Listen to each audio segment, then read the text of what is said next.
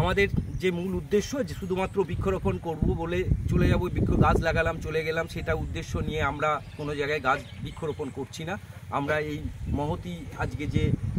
পবিত্র একটা মহরম অনুষ্ঠান, সেই উপলক্ষে আমরা শ্রী সবুজের অভিযানের বিভিন্ন পদাধিকার ব্যক্তিবর্গ এসে উপস্থিত হয়েছি। সঙ্গে আজকে যে 50 থেকে 60টি বৃক্ষ আমরা রোপণ করছি, সেই সঙ্গে উপস্থিত ছিলেন আমাদের বর্ধমান ডিভিশনের রেঞ্জ অফিসার ম্যাডাম মাননীয়া আলিমা খাতুন মহাশয়া, এবং তাকে পেয়ে আমাদের শ্রী সবুজের অভিযান খুব গর্বিত এবং উচ্ছ্বসিত, এবং আমাদের ভবিষ্যতে যাতে এই গাছগুলোকে আমরা যেভাবে সুরক্ষা দিয়ে এবং বেড়া দিয়ে প্রত্যেকটা গাছকে লাগানোর পর আমরা ইন্ডিভিজুয়ালিভাবে একটি বেড়া দিচ্ছি, তার সঙ্গে চারদিকে বাঁশ দিয়ে বাখারি দিয়ে ঘেরা হয়েছে, আপনারা দেখতেই পাচ্ছেন।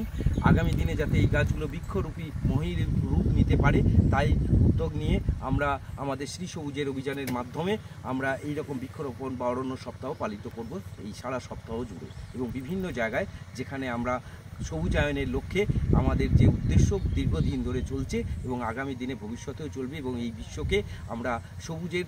একদম রঙে রঙাতে চাই, এটাই উদ্দেশ্য, এবং যাতে করে আমরা পৃথিবীকে আমরা পরিবেশ দূষণ অনেকটাই কমাতে পারি, এবং আগামী দিনে এই সবুজের অভিযান এগিয়ে চলছে এবং চলবে।